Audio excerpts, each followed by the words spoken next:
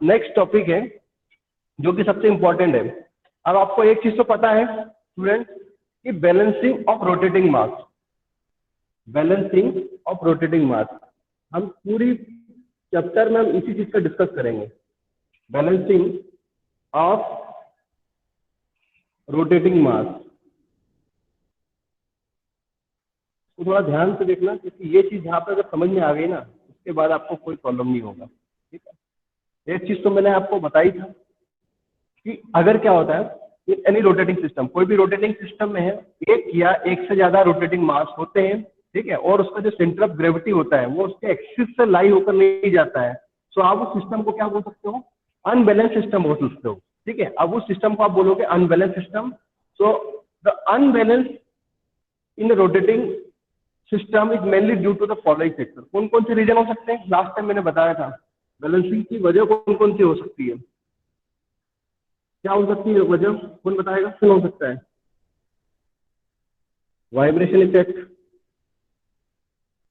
दूसरा हो सकता है आपका error and tolerance in manufacturing and assembly, error and tolerance in manufacturing assembly. ठीक है, तो ये रीजन हो सकता है। तीसरा रीजन क्या हो सकता है, और एक और हो सकता है unsymmetrical shape of the rotor, unsymmetrical, unsymmetrical समझते हो ना, एक जैसे ना हो, unsymmetrical, unsymmetrical shape of rotor. ठीक है, अब ये सारी कंडीशंस होती है और इस दौरान when the unbalanced mass is rotating about an axis, अगर ये तीनों चीजें हैं और उसके दौरान अगर वो कोई भी मास है वो रोटेट करता है, ठीक है, अपने एक्सिस के अबाउट क्या करता है, रोटेट करता है, तो उस दौरान क्या होगा, उसमें रेडियली फोर्स आउटवर्ड, जैसे कि देखो ये आपका शाफ्ट है, सिंपल मैं बताना चाहूंगा कि ये आपकी शाफ्ट है, इस तरफ ये आपकी शाफ्ट है। अब मैंने बोल दिया कि एक डिस्टर्बिंग मास है इस तरफ, क्या है ये डिस्टर्बिंग मास, ये इसका radius of axis of rotation ये, और मैंने ये बोला कि यहाँ पर कोई मास अटैच्ड है, इसको मैंने बोल दिया एम। अब भाई ये डिस्टर्बिंग मास है या बोल सकते हैं एक मास अटैच्ड है। अब मैं क्या करता हूँ, इसको रोटेशन कराता हूँ, इसके एक्सिस ऑफ द रोटेशन में मीन्स क्या करता है, इसका जो एक्सिस है, अब यहाँ पे ये भी बोल दिया कि ये बेरिंग है, इसके ये बेरिंग का सपोर्ट ये है और एक बेरिंग का सपोर्ट ये है, ध्यान देना जरा है ना, ये बेरिंग है, इसका बेरिंग क्या काम करता है, सपोर्ट का काम करता है शाफ्ट को। अब आपने डिस्टर्बिंग मास ये है आपका एम, जिसके कारण क्या होता है इसमें अनसिमेट्रिकल मीन्स ये रोटेट करता है आपका, क्या रोटेट करता है आपका मास रोटेट करता है। सो न्यू बोल सकते हो आप, consider a single mass M attached to a shaft, ठीक है, which is rotating an angular velocity omega, मतलब ये ओमेगा एंगुलर वेलोसिटी से क्या करता है, रोटेट करता है। Now let small R with the distance of centre of gravity, मतलब सेंटर ऑफ ग्रेविटी से इसकी जो डिस्टेंस है रेडियस ऑफ रोटेशन वो क्या मान लिया आपने, स्मॉल आर, ठीक है, जो कि यहाँ पर शो कर रखा है। अब क्या होता है during the rotation of shaft, अगर शाफ्ट में रोटेशन होता है इस मास के कारण, तो इसमें क्या होता है रेडियली आउटवर्ड फोर्स जनरेट होता है, जिसको हम बोलते हैं डिस्टर्बिंग फोर्स या डायनामिक फोर्स, या उस डायनामिक फोर्स को क्या बोल सकते हैं हम, सेंट्रीफ्यूगल फोर्स। तो फिर सेंट्रीफ्यूगल फोर्स का इक्वेशन क्या होगा, सेंट्रीफ्यूगल फोर्स का इक्वेशन मैंने अभी बताया था, M R omega square, where M क्या है mass, R radius of rotation और ओमेगा एंगुलर वेलोसिटी। तो ये डिस्टर्बिंग मास के कारण इसमें ये सेंट्रीफ्यूगल फोर्स डेवलप हो रहा है, ठीक है। तो इसी के कारण क्या होगा, पूरा आपका अनबैलेंस रिजल्ट होगा। This unbalance force result in increase in load on bearing. तो इस अनबैलेंस फोर्स के कारण बेरिंग पर क्या होता है, लोड पड़ता है, जिसके कारण क्या होता है कि ये आपकी शाफ्ट क्या हो सकती है, बेंड हो सकती है, या आपका बेरिंग भी क्या हो सकता है, डैमेज हो सकता है, ठीक है। तो उस कंडीशन में डायनामिक फोर्स मीन्स जो बोल सकते हैं ना, this unbalance force result in increase in load on the bearing, इस पे लोड पड़ता है आपके बेरिंग पे पड़ता है, ठीक है, और इसके कारण क्या होता है, इसके बेंडिंग भी हो सकता है शाफ्ट पे, एंड वाइब्रेशन हो सकता है इस पूरे सिस्टम पे, ठीक है। तो dynamic force can be balanced by two method, तो ये जो डायनामिक फोर्स है या जो डिस्टर्बिंग फोर्स है, कौन सा force, M into R into omega square, ये दो चीज से बैलेंस हो सकता है। ठीक है, दो चीज से बैलेंस हो सकता है, वो दो चीज हमको पढ़ना है। तो पहला है balancing, balancing of single rotating, single mass rotating in the same plane, in the same plane। और दूसरा है आपका balancing by, balancing by two masses, balancing by two masses in two different plane, two different plane. मतलब आपको balancing करना है, किसको balancing करना है, मतलब इन शॉर्ट आपको सेंट्रीफ्यूगल फोर्स जो कि जनरेट हो रहा है डिस्टर्बिंग मास के कारण, इसको बैलेंस करना है। तो इसको हम दो तरीके से बैलेंस कर सकते हैं स्टूडेंट्स।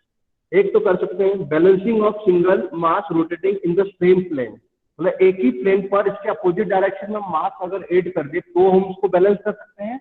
और दूसरा रीजन हो सकता है कि balancing by two masses in different plane. ठीक है, तो ये जो पहली कंडीशन है balancing of single mass rotating in the same plane, इसको बोल सकते हैं हम इंटरनल बैलेंसिंग, इंटरनल बैलेंसिंग। और ये जो होता है balancing by two masses in the two different plane, ये होता है आपका एक्सटर्नल बैलेंसिंग, एक्सटर्नल बैलेंसिंग।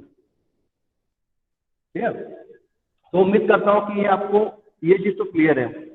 बेरू, ये चीज क्लियर हो गई आपको, ये जो मैंने बताया आपको ये क्लियर है? Yes sir, clear sir. है ना, मतलब ये चीज क्लियर है कि कोई भी आपकी शाफ्ट है, शाफ्ट में क्या होता है, कोई भी डिस्टर्बिंग मास, मतलब एक इसमें कोई एम डिस्टर्बिंग मास होता है, वो डिस्टर्बिंग मास अगर क्रिएट हो जाता है और उसके कारण इसमें अगर रोटेशन होता है, तो रोटेशन होने के कारण क्या होगा, इसमें सेंट्रीफ्यूगल फोर्स डेवलप होगा, जिसको बोलते हैं F equals to M into R into omega square. तो एंगुलर वेलोसिटी की स्पीड से क्या करता है, रोटेट करता है। तो उस कंडीशन में इसमें एक अनबैलेंस फोर्स डेवलप होगा। ठीक है, तो अनबैलेंस फोर्स क्या होता है, F equal to M into R into omega square, जो कि क्या करता है आपका, ये जो बेरिंग है इस पर लोड पड़ता है इसके कारण, या इसकी शाफ्ट क्या हो सकती है, बेंड हो सकती है। तो इस दौरान हमें क्या करना पड़ता है, सेंट्रीफ्यूगल फोर्स को बैलेंस करना होता है। तो सेंट्रीफ्यूगल फोर्स को बैलेंस करने के लिए हमारे पास दो कंडीशन होती है। पहली कंडीशन क्या है, इंटरनल बैलेंसिंग। इंटरनल बैलेंसिंग में क्या होता है कि balancing of single mass rotating in the same plane, कि आपका जो भी बैलेंसिंग जैसे मास है इसके जस्ट अपोजिट डायरेक्शन में हम बैलेंस लगाए, बैलेंसिंग करें, तो आप उसको बैलेंसिंग कर सकते हैं। तो ये हो गया आपका सिंगल प्लेन में, या इसके अपोजिट या इसके पैरेलल में दो अलग अलग प्लेन पर कोई बैलेंसिंग मास रखे तो उसको हम बैलेंस कर सकते हैं। हम उसको किस तरह बैलेंस कर सकें मैं आपको बताता हूँ। ठीक है, तो पहली कंडीशन को आपको फॉलो करना है। कौन सी condition, balancing of single mass rotating in the same plane. तो हम पहले इसको स्टार्ट करते हैं। ठीक है, तो balancing of masses rotating in a single plane, ठीक है, हमको इसको डिस्कस करना है। तो इसमें सबसे पहली कंडीशन अभी मैंने क्या बताई थी आपको, balancing by single mass rotating in the same plane, balancing by single mass,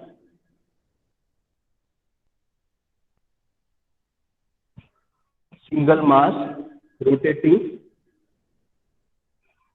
in the same plane.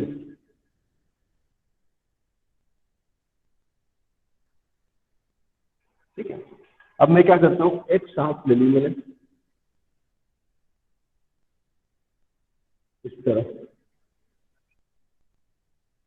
ये शाफ्ट है, ये इसका एक्सिस है और ये बेयरिंग है, अभी मैंने जो बताया था।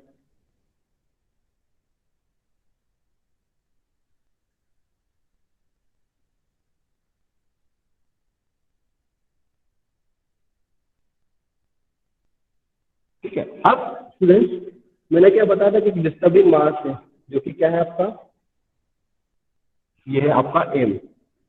ठीक है, अब इस डिस्टर्बिंग मास एम के कारण, तो इसका रेडियस ऑफ रोटेशन है ये आर, तो इसके कारण एक सेंट्रीफ्यूगल फोर्स डेवलप होता है, इसको बोलते हैं हम M into R into omega square. तो मैंने क्या बोला, balancing by single mass rotating in the same plane. तो देखो अब ये एक ही प्लेन में मीन्स इसके अपोजिट में अगर मैं एक मास को ऐड करता हूं, इसको मैंने बोल दिया एम बी, तो ये क्या होगा, एक ही प्लेन में बैलेंस हो सकता है कि नहीं हो सकता है? हो सकता है ना, क्योंकि देखो इस पर्टिकुलर पॉइंट पे देखो, इस प्लेन पे देखो तो एक ऑलरेडी डिस्टर्बिंग फोर्स था, वो क्या था एम, और रेडियस ऑफ रोटेशन कितना था आर, तो उसके कारण सेंट्रीफ्यूगल फोर्स डेवलप हुआ M two R into omega square. अब उसी के अपोजिट में मैंने क्या किया, डिस्टर्बिंग मास क्लियर कर दिया। अब डिस्टर्बिंग मास, अब एक बार ध्यान रखना, थोड़ा साइंटिफिकली और प्रैक्टिकली इसका मैं कंसेप्ट बताता हूँ कि आपने इसकी रेडियस ऑफ रोटेशन, मान लो कि इसकी रेडियस ऑफ रोटेशन कम है और आपने ये रखा मास, अब मैं जो इसके अपोजिट में बैलेंसिंग करूंगा, इसका मास रखूंगा, अगर मान लो इसका मास है सपोज 10 kg, कितना है 10 kg, तो मैं इसके अपोजिट में कितना मास रखूं, वो किस पर डिपेंड करेगा, बता सकते हो? बता सकते हो किस पर डिपेंड करेगा ये?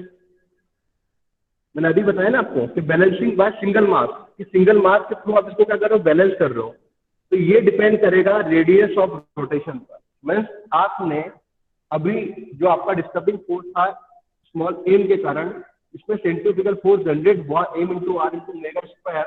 तो हम क्या करेंगे, अगर इसकी रेडियस को थोड़ा सा बढ़ा देते हैं, इसकी रेडियस ऑफ रोटेशन को थोड़ा बढ़ा देते हैं, तो यहाँ पर जो 10 kg फोर्स लग रहा है ना, तो हमको 10 kg के बजाय 9 kg से ही हमारा काम हो जाएगा और ये इजीली तरीके से बैलेंस हो जाएगा। ठीक है, समझ में आया था?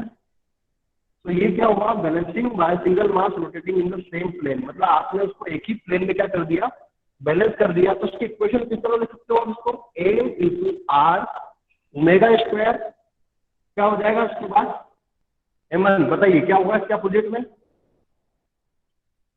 बोलो इसके अपोजिट में क्या होगा, बताओ मेरे को। ये M into R into omega square था, तो उसका अपोजिट में क्या होगा, ये कितना है एम बी है, रेडियस ऑफ रोटेशन ये कितना मान लिया आपने, आर बी है, तो ये इस तरह लिख सकते हो उसको, एम बी आर बी और ओमेगा स्क्वायर। अब क्योंकि ये देखो ओमेगा स्क्वायर और ओमेगा स्क्वायर कैंसिल आउट होंगे, क्यों, क्योंकि ये रेडियस ऑफ, ये जिसकी एंगुलर वेलोसिटी है, जिसकी एंगुलर स्पीड है, ये तो क्या होगी, कांस्टेंट है। तो आप इसको इस तरह लिख सकते हो, M into R equals to M B into R B. ये आपकी इक्वेशन है। क्लियर है इतना, यहाँ तक समझ में आया सभी को? बेरू क्लियर है? Yes sir. ठीक है। अब उसके बाद सेकंड कंडीशन देखो, पहली कंडीशन तो मैंने आपको बताई, अब सेकंड कंडीशन तो आप मेरे को बताओ कि मैं क्या कर सकता हूँ उसमें, थोड़ा लॉजिक लगाओ इसमें। दूसरी कंडीशन क्या बोली मैंने, balancing by single mass, sorry balancing by two masses rotating in different plane, rotating in different plane। यही डायग्राम में लेता हूं, ठीक है, इसी डायग्राम को लेता हूं, इसी को आगे बढ़ाता हूं।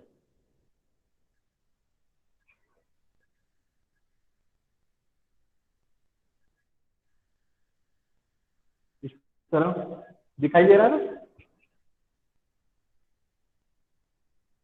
यहाँ पे भी मैंने बोल दिया कि भाई ये बियरिंग है, सपोर्ट वाले बेरिंग, यहाँ पर भी बेरिंग है।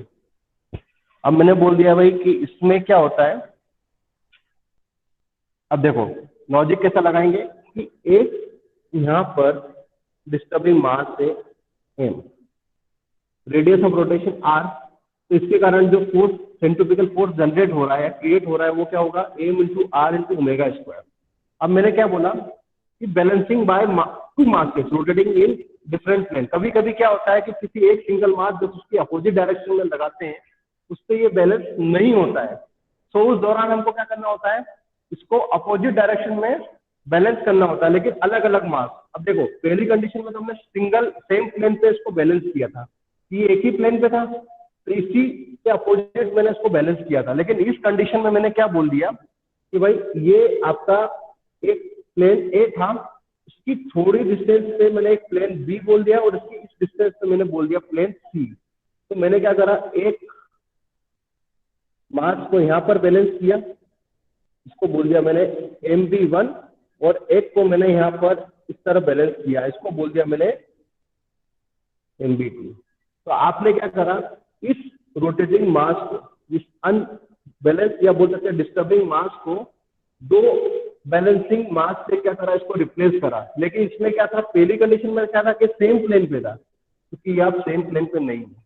मैंने आपको लास्ट टाइम बताया था ना कि सेम प्लेन क्या होता है, मीन्स एक ही प्लेन पर ये एक ही प्लेन पे है, ठीक है। लेकिन ये सेम प्लेन पे नहीं है, क्यों? क्योंकि इससे इसकी डिस्टेंस यहाँ पे दूर है और यहाँ पे दूर है। मतलब एज्यूम करते हैं कि ये प्लेन ए है, यहाँ से इसकी डिस्टेंस है वो बोल देते हैं हम L1, और इस ए प्लेन से सी की जो डिस्टेंस है वो है आपका L2। अब देखो, लग रहा है ना डायनामिक फोर्स वाला कंसेप्ट। सो इस कंडीशन में आपने इस अनडिस्टर्बिंग फोर्स को बैलेंस कर दिया इन टू मासेस से, MB1 और MB2। सो अब इसको कैसे लिखोगे आप, to achieve the complete balancing. इस कंप्लीट बैलेंसिंग के लिए there are two following conditions must be satisfied. तो कौन कौन सी कंडीशन सेटिस्फाई होना चाहिए? पहला, आपका ये जो मास है, इसका मास के कारण जो सेंट्रीफ्यूगल फोर्स लग रहा है उसका इक्वलिटी किसके बराबर होना चाहिए? दो मास के फोर्स के इक्वलिटी के बराबर होना चाहिए। तो इसको आप इन शॉर्ट अगर ऐसा बोलते हो तो centrifugal force of disturbing mass M, the centrifugal force of disturbing mass M must be equal to the sum of centrifugal force of the balancing mass। जो आपने दो बैलेंसिंग मास लगाए उसके इक्विवेलेंट होना चाहिए। तो उसको कैसे लिखोगे आप? उसको लिखोगे इस तरह से, M into R into omega square equals to, लिखोगे आप इसको MB1 RB omega square plus MB2 RB omega square. यहाँ पे ओमेगा और ओमेगा ये कैंसल आउट होगा, क्योंकि इसकी जो एंगुलर वेलोसिटी या स्पीड जो भी है वो क्या रहेगी? कांस्टेंट। तो ये वैल्यू आपकी इक्वेशन में इस तरह हो जाएगी, MR equals to MB RB plus MB2 plus RB2। Clear है? तो इतना तो सबको क्लियर हो गया कि नहीं? यहाँ पे पहली कंडीशन। अब दूसरी कंडीशन क्या बोला कि ये जो खाली फोर्स का हुआ, ये अनडिस्टर्बिंग मास के कारण जो फोर्स डेवलप हो रहा है उसको बैलेंस किया, लेकिन कपल तो बाकी है। अब कपल किसके कारण होगा? मैंने आपको लास्ट टाइम अभी जस्ट पहले ही बताया था कि ये क्या होगा, किसी पर्टिकुलर पॉइंट के अबाउट क्या करेंगे, हम उसका मोमेंट लेंगे, ठीक है। तो वो मोमेंट क्या होगा? तो यू बोल सकते हैं the sum of moment due to centrifugal force. उस सेंट्रीफ्यूगल फोर्स के कारण जब हम इसको डिफरेंट प्लेन पे रखते हैं, क्योंकि ये तो सेम प्लेन पे है, अगर इसको हम बी और सी की बात करें तो बी और सी डिफरेंट प्लेन पर आपने बैलेंसिंग मास रखा हुआ है, एक है MB1 और एक है MB2। तो मास के कारण यहाँ पर भी सेंट्रीफ्यूगल फोर्स जनरेट होता है। तो वो सेंट्रीफ्यूगल फोर्स क्या होता है? वो होता है आपका FB1, तो ये हो जाएगा MB RB omega square. Omega square तो आप कॉन्स्टेंट ही मान लो, तो आप भी लिखो तो भी चल जाएगा। और यहाँ पे कितना हो जाएगा? FB2 सेंट्रीफ्यूगल फोर्स 2, तो ये हो जाएगा MB2 मल्टीप्लाई RB और ओमेगा स्क्वायर। ओमेगा स्क्वायर यहाँ पे भी नहीं लिखो तो भी चल जाएगा, क्योंकि ये तो क्या है? कांस्टेंट स्पीड है। सो आपका देखो, अब क्या बोलूंगा मैं, the sum of moment due to centrifugal force about point, किसी भी पॉइंट के अबाउट, जैसे कि मैंने पॉइंट बोल दिया ए के अबाउट, अगर मैं इसका मोमेंट लेता हूँ तो ए के अबाउट में इसका मोमेंट लूंगा तो वेरो अपने पास दो मोमेंट होंगे, एक मोमेंट होगा इस डायरेक्शन में और एक मोमेंट होगा इस डायरेक्शन में। क्योंकि इस पॉइंट ए के अबाउट में मोमेंट लूंगा तो ये तो हो जाएगा 0। तो ये कितना हो जाएगा? ये इस डायरेक्शन में एंटी क्लॉकवाइज। तो एंटी क्लॉकवाइज देखिए आप, ये हो जाएगा आपका MB RB into omega square. तो कितना आ जाएगा ये एंटी क्लॉकवाइज में? ये कितना हो जाएगा?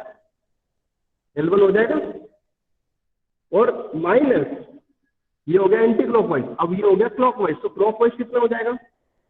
MB2 RB2 multiply omega square into L2। तो देखो ओमेगा स्क्वायर से ओमेगा स्क्वायर तो कैंसिल आउट हो जाएगा, क्योंकि तो कांस्टेंट है। तो आपकी जो इक्वेशन है, क्योंकि ये इक्वल टू 0, ये हो जाएगा आपका MB RB into L1 equals to M B R B 2 into L two. तो ये क्वेश्चन हो गई आपकी। तो यहाँ तक क्लियर है आप? अब देखो, अभी मैंने बैलेंस किसके लिए किया कि balancing by two masses in different plane. तो डिफरेंट प्लेन में एक कंडीशन तो ये हो सकती है जिसको मैं क्या कर सकता हूँ, बैलेंस कर सकता हूँ। मतलब मैंने जो फर्स्ट केस आपका जो लिया है उसमें वो क्या लिया था कि balancing masses are place in two different plane. Balancing जैसे कि ये डिस्टर्बिंग मास है तो उसके रिस्पेक्ट में अपोजिट डायरेक्शन में मैंने बैलेंसिंग मास को रखा। क्या करा, balancing masses are plane in two different plane on opposite side of the plane of rotation of disturbing mass। मतलब इस डिस्टर्बिंग मास के अपोजिट में मैंने यहाँ पर बैलेंसिंग मास को रखा। तो ये कंडीशन तो आपने अभी इसको प्रूव किया, वो ये कंडीशन थी। आप इसको वापस से दूसरी तरीके से भी बैलेंस कर सकते हैं। दूसरी तरीके से कैसे बैलेंस कर सकते हैं, वो इस तरह से।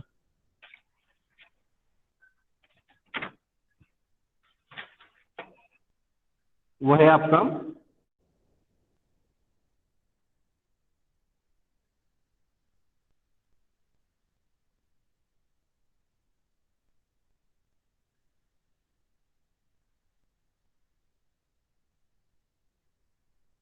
ये आपका सपोर्ट बेरिंग।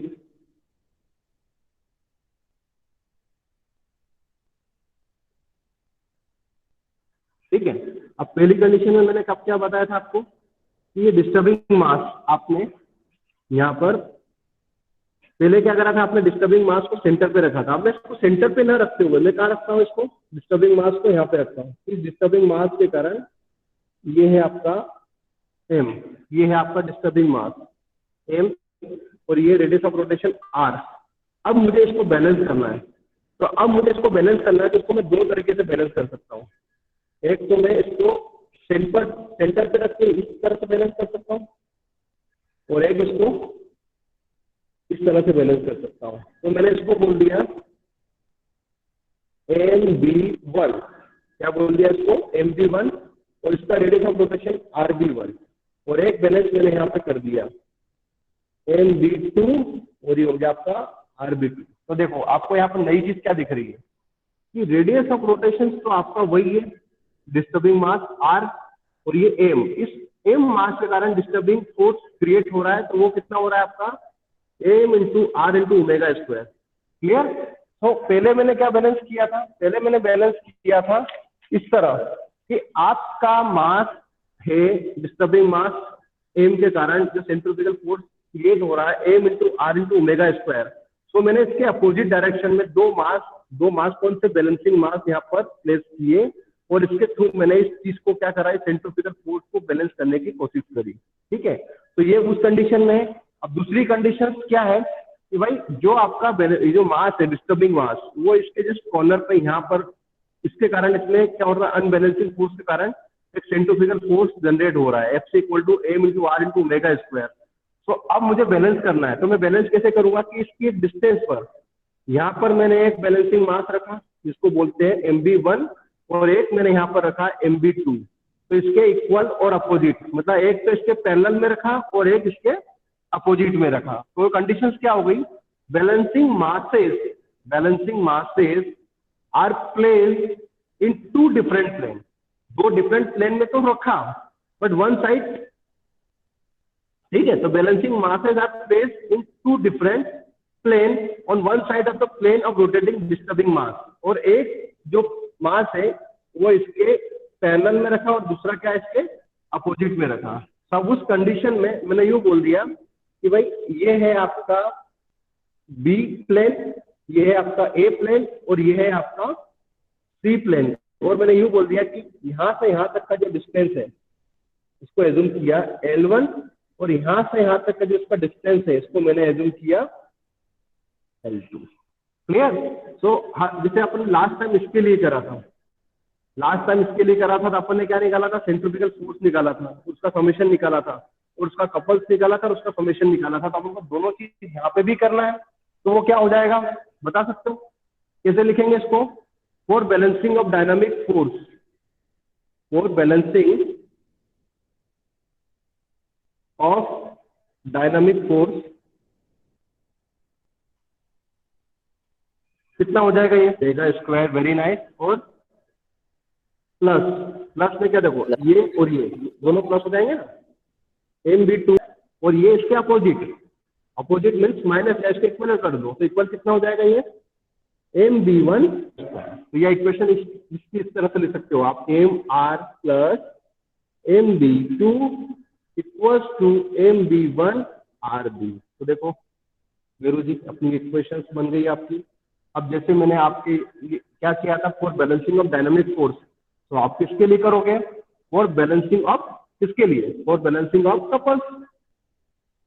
तो बैलेंसिंग ऑफ कपल्स। अब बताइए, अब कपल्स के लिए बात करें तो हम क्या करेंगे, किसी पर्टिकुलर पॉइंट के अबाउट मोमेंट लेंगे, ठीक है, किसी पर्टिकुलर पॉइंट के अबाउट क्या करेंगे, मोमेंट लेंगे।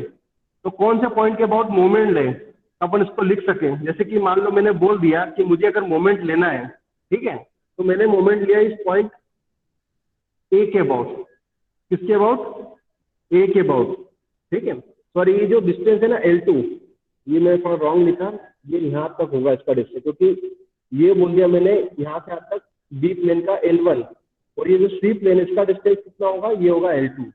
So for balancing of couple, तो मैं क्या करूंगा, taking moment about point A, moment about point या प्लेन ए, प्लेन ए के अबाउट मोमेंट लेता हूं, तो ये कितना हो जाएगा आपका, एक इस डायरेक्शन में और एक अपोजिट डायरेक्शन में। क्लियर, तो कितना हो जाएगा ये बताइए, एक हो जाएगा MB1 RB1 multiply MB1 RB1, ये कितना हो जाएगा क्लॉकवाइज, तो ये हो जाएगा L1, और एक हो जाएगा एंटी क्लॉकवाइज, तो ये कितना हो जाएगा MB2 into RB2 multiply L2। Clear, तो ये आपका इसके लिए भी हो गया।